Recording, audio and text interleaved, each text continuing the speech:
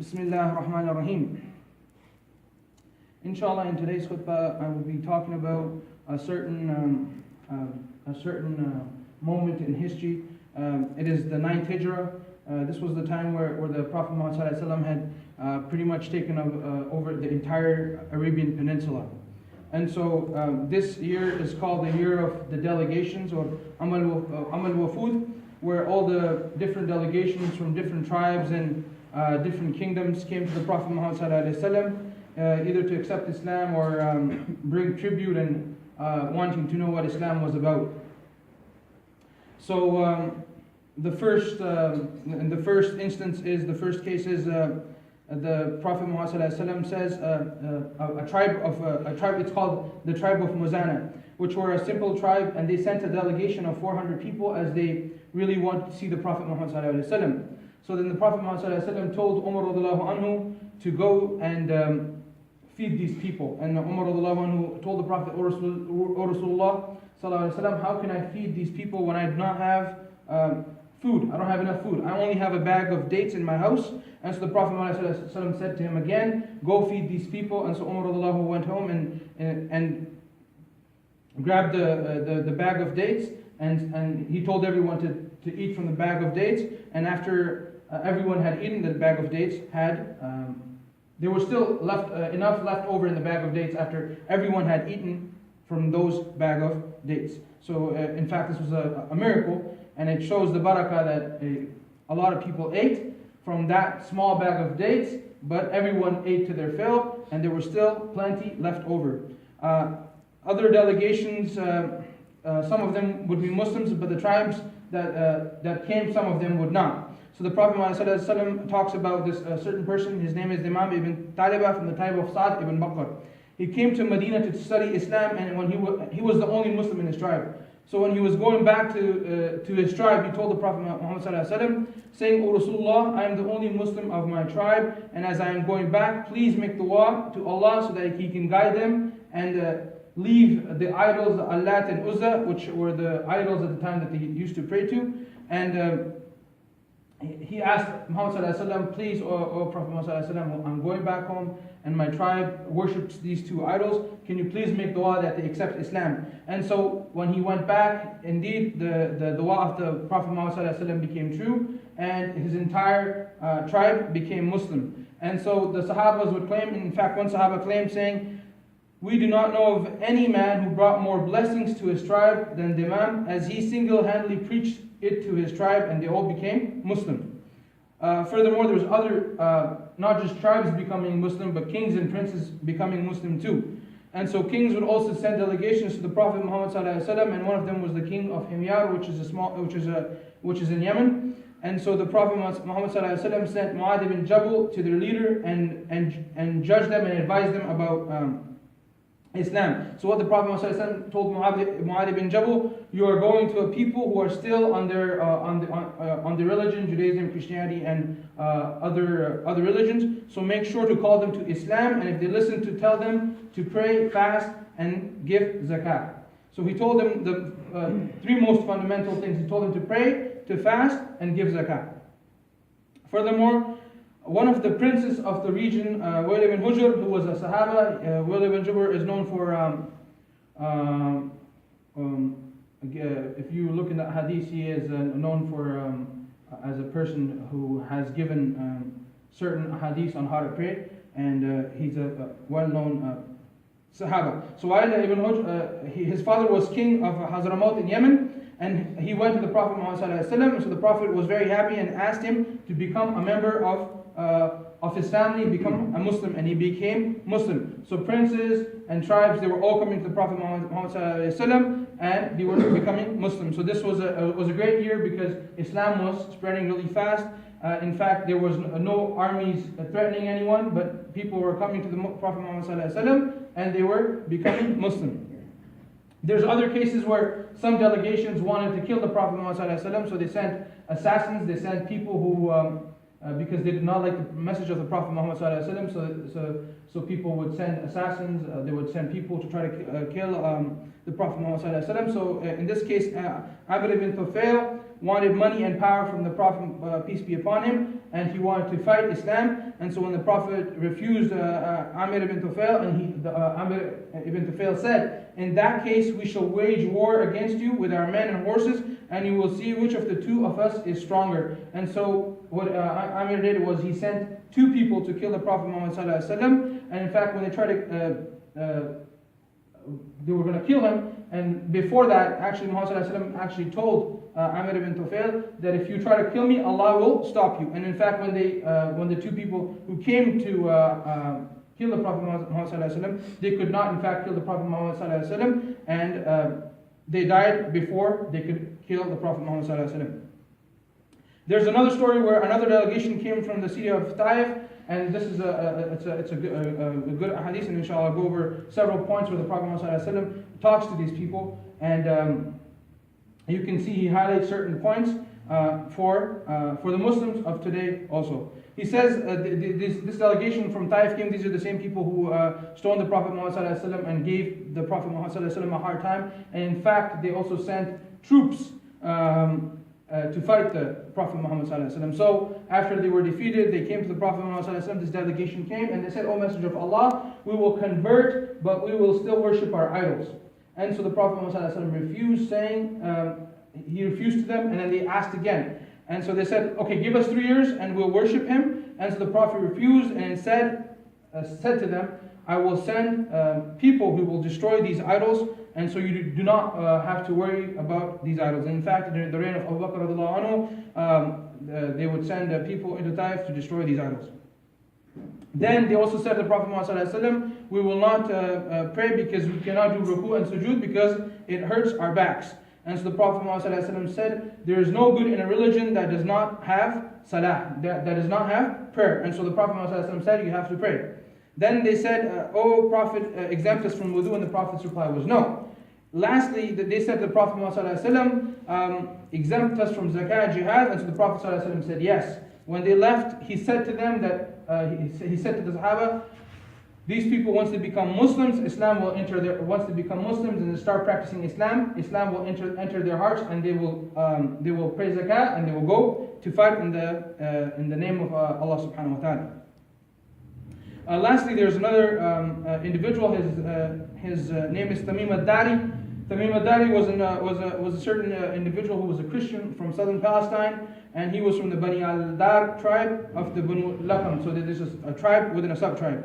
And inshallah, in the second part of the khutbah, we'll talk about Tamim ad-Dari. And Tamim ad-Dari meets a certain individual that will come at the end of times. And inshallah, I will furthermore go into this hadith, and we will look into what's going on, inshallah.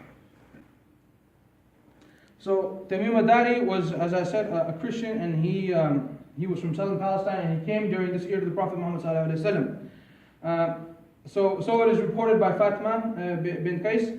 She said, "I heard the proclaimer of the Messenger of Allah proclaiming for the prayer. I went to the mosque and prayed with the Prophet sallallahu alaihi wasallam. When he finished his prayer, he sat upon the pulpit smiling and said, 'Let every man remain in his seat.' He then asked, 'Do you know why I have called you together?' And they replied, 'Allah and His Messenger know best.' So the Prophet ﷺ said, 'By Allah, I have not called you together for hope or for fear. I have called you together because Tamim ad-Dari, who was a Christian, came and embraced Islam.'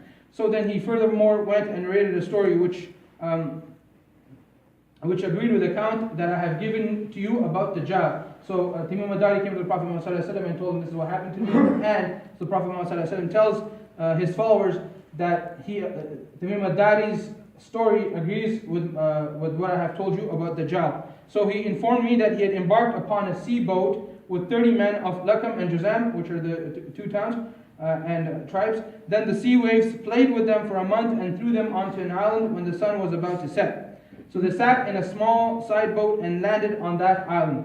A beast with very coarse hair met them. They could not tell its front from its back due to its excessive hair. They asked, 'Woe to thee, who art thou?' So they are asking, 'Who are you?'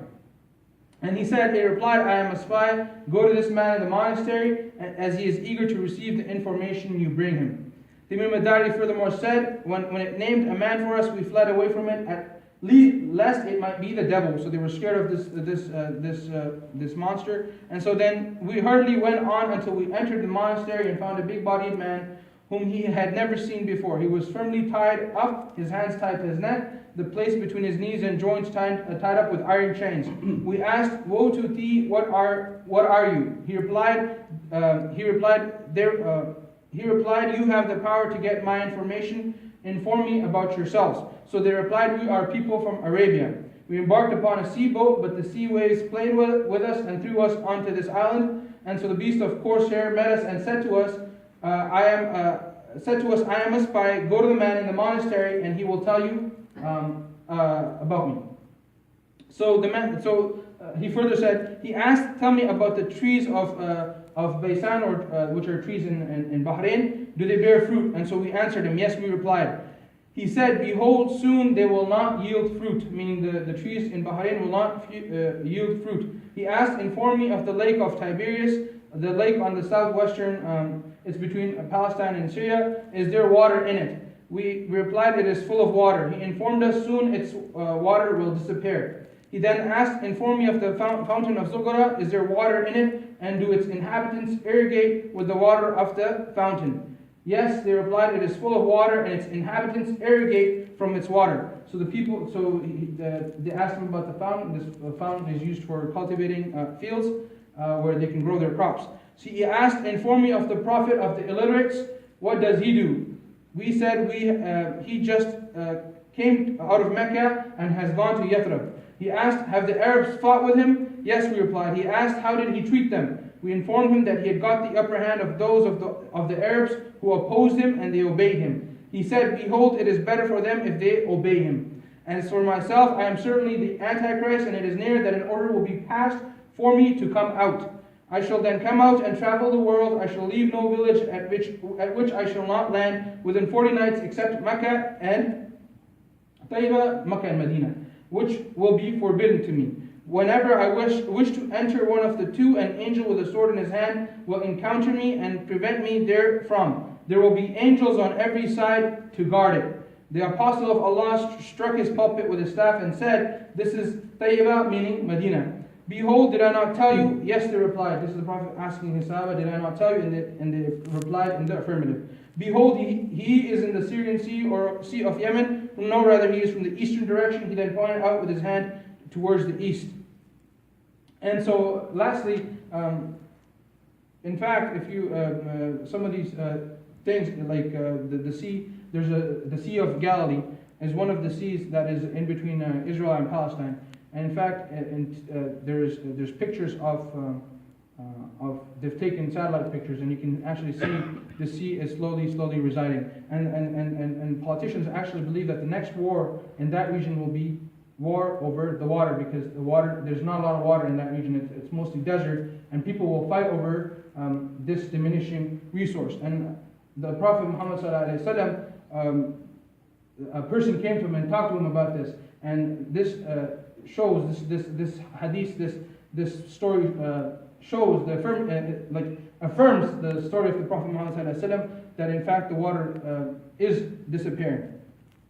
And so, lastly, I said certain stories, and these stories happened during this year. All these delegations came to the Prophet Muhammad ﷺ. And so what we can see here, the most important hadith, I think, is the hadith of the delegation that came to the Prophet Muhammad ﷺ from Taif, asking the Prophet Muhammad ﷺ that let us not do this, let us not do that about Salah. And in fact, the Prophet Muhammad ﷺ stood fast on his point that no, believe in Tawheed, worship one Allah subhanahu wa ta'ala, and lastly, pray. If you do not pray, then it is not a religion. And so we can see that Islam, after the conquest of the Arabian Peninsula, not all armies of the Prophet ﷺ went to the different corners of the Arabian Peninsula. In fact, most of the Arabian Peninsula became Muslims without conquest. So the important cities, of course, fell to the Prophet Muhammad ﷺ, like Mecca, Medina.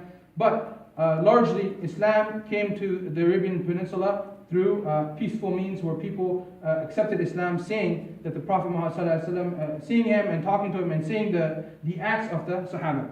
Lastly, there's another